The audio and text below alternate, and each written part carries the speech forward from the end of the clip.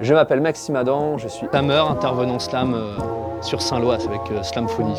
et montre aussi la force des mots, la force de la langue française. Descendant des vies. Le poing tendu sur le rythme. La plume pendue à la rime, mais maxillaire. Malax, mais Maxime.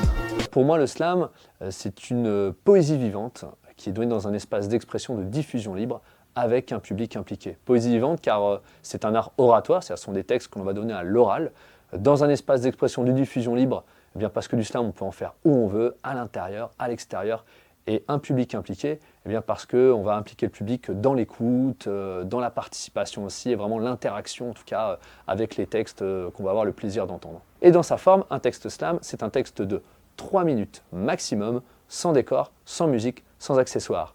Mais moi, ma définition que je donne du slam, celle que j'ai construite depuis toutes ces années avec Slamfonie, eh bien, c'est que le slam, c'est un jeu. C'est une forme d'expression où l'on s'amuse avec les mots, où l'on fait de l'écriture un jeu, et à la fin, tout le monde gagne. Le but du jeu, ça va être de composer un texte slam sur le thème que vous avez choisi. Slamfonie, c'est une structure où je développe la pratique et la découverte du slam de poésie à destination de tous les publics et de toute structure, et où je travaille particulièrement autour de la prise de parole et de l'oralité pour toutes les personnes.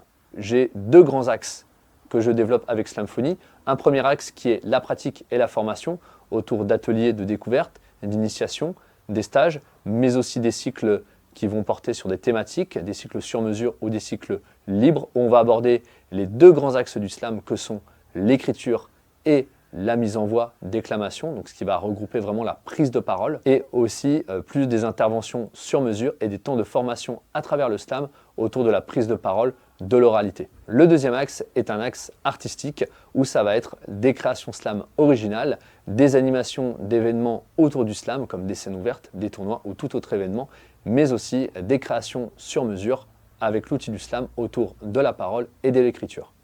Mon travail et mes compétences que je mets au service des publics pour créer bien notamment des finalités comme des spectacles, des restitutions, la création de podcasts, mais aussi vraiment des contenus sur mesure, notamment pour mettre en avant, si on le souhaite, pour des entreprises ou toute structure, l'établissement, les publics, les équipes, les activités ou les produits. Je m'adresse à tous les publics et à toute structure, du public scolaire en formation et en études, donc de l'école primaire jusqu'aux études supérieures.